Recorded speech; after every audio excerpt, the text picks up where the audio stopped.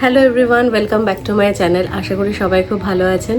আমাদের জন্য খুবই special week, Christmas, new year. সবার মনে আমাদের অনেক আনন্দ, অনেক নতুন প্ল্যান, নতুন আশা। তো এই রকম একটা স্পেশাল উইকে একটা স্পেশাল রান্না না হলেই নয়। তো আজকে আমি বানাবো চিতল মাছের বিরিয়ানি। চিতল মাছ আনা হয়েছিল আর শুভ আমাকে বললো তুমি চিতল বিরিয়ানি বানাও। তো শুনে আমার মনে হলো যে চিতল বিরিয়ানি কখনো তো শুনিনি। ইলিশ বিরিয়ানি ঠিকই বানিয়েছি, তো বললো তুমি পারবে, তুমি করো। তো যেরকম ভাবা সেরকম কাজ, শুরু করে দিলাম চিতল বিরিয়ানি। তো চলুন আপনাদেরও দেখাই যে আজকের এই স্পেশাল নতুন রান্না কীরকম হচ্ছে। চলুন শুরু করি। আমি এখানে 500 গ্রাম বাসমতি চাল নিয়ে নিয়েছি। ভালো করে চালটা ধুয়ে কিছুক্ষণের জন্য জলে ভিজিয়ে রাখতে হবে। মোটামুটি 10 থেকে 15 মিনিট ভেজালেই কিন্তু এনাফ। এবার আমি চিতল মাছের 3টে পিস আমি নিয়ে নিয়েছি। মাছগুলোকে খুব ভালো করে ধুয়ে নিয়েছি। এবার মাছগুলোকে আগে ম্যারিনেট করতে হবে। তো আমি প্রথমেই দিয়ে দিচ্ছি পরিমাণ মতো নুন। এবার দিয়ে দেব পরিমাণ মতো হলুদ।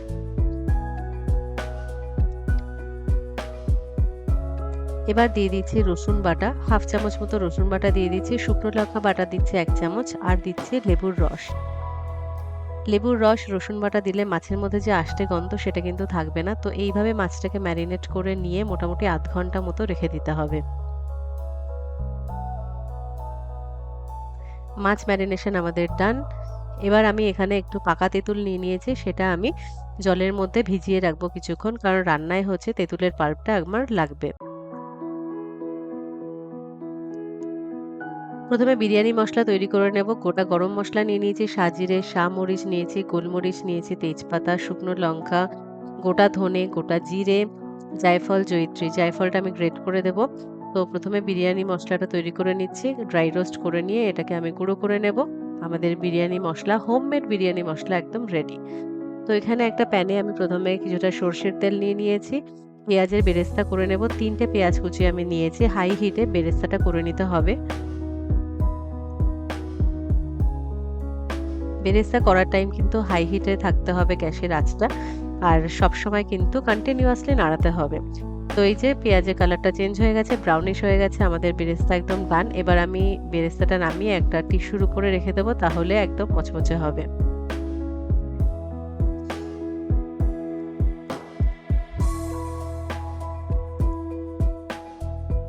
এবার ওই প্যানেই আমি আরো কিছুটা সর্ষের তেল দিয়ে মাছের পিসগুলোকে ভেজে তুলে নিতে হবে।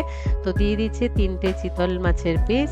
ভালো করে ভেজে নিচ্ছি এপিট ওপিট করে, লালচে করে ভেজে নিয়ে তারপরে আমি তুলে রাখবো।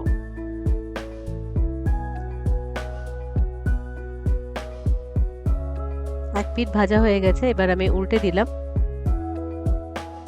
সাবধানে ভাজতে হবে। এবার আমি মাছের পিসটা তুলে নিয়েছি, আরেকটা প্যানের মধ্যে দিয়ে দিচ্ছি অল্প পরিমাণে সর্ষের তেল আর 1 চামচ পরিমাণে ঘি। এখানে আমি একটা পেঁয়াজ কুচি নিয়েছি। পেঁয়াজটা দিয়ে একটু কিছুক্ষণ ভেজে নিতে হবে।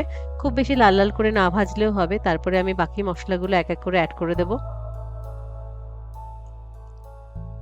দিয়ে দিচ্ছি 1 চামচ রসুন বাটা, দিয়ে দিচ্ছি 2 চামচ শুকনো লঙ্কা বাটা, এর মধ্যে কাঁচা লঙ্কা বাটাও আছে, একসাথে আমি বেটে নিয়েছি। 1 চামচ দিয়ে দিচ্ছি জোয়ান, 1 চামচ আদা দিয়ে দিচ্ছি, আর দিয়ে দিচ্ছি 1 চামচ জিরে। মশলাটা ভালো করে কষিয়ে নিতে হবে।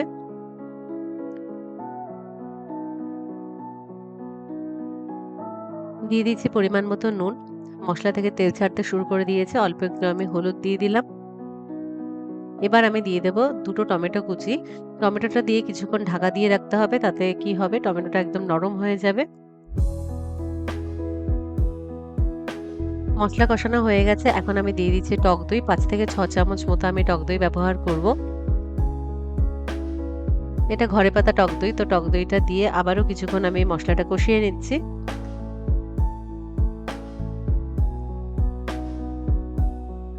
এবার আমি বিরিয়ানি মশলা যেটা তৈরি করেছিলাম সেখান থেকে দিয়ে দিলাম 1 চামচ, আর অল্প একটু পেঁয়াজ বেরেস্তা দিয়ে একটু নাড়াচাড়া করে নিচ্ছি। এরপরে দিয়ে দিতে হবে ভেজে রাখা মাছের পিসগুলো।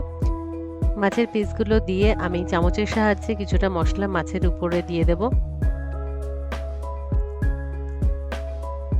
কারণ মাছটা খুব বেশি কিন্তু নাড়াচাড়া করা যাবে না।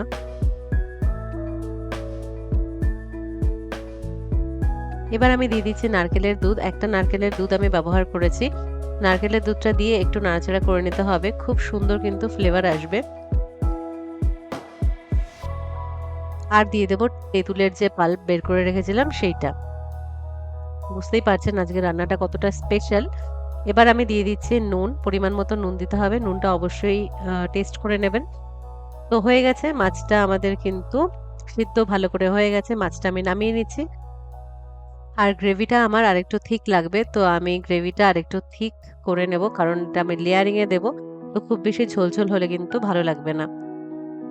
আর একটু আমি নাড়াচাড়া করে নিচ্ছি, এই যে এইরকম কনসিস্টেন্সি এলে আমি নামিয়ে রাখবো।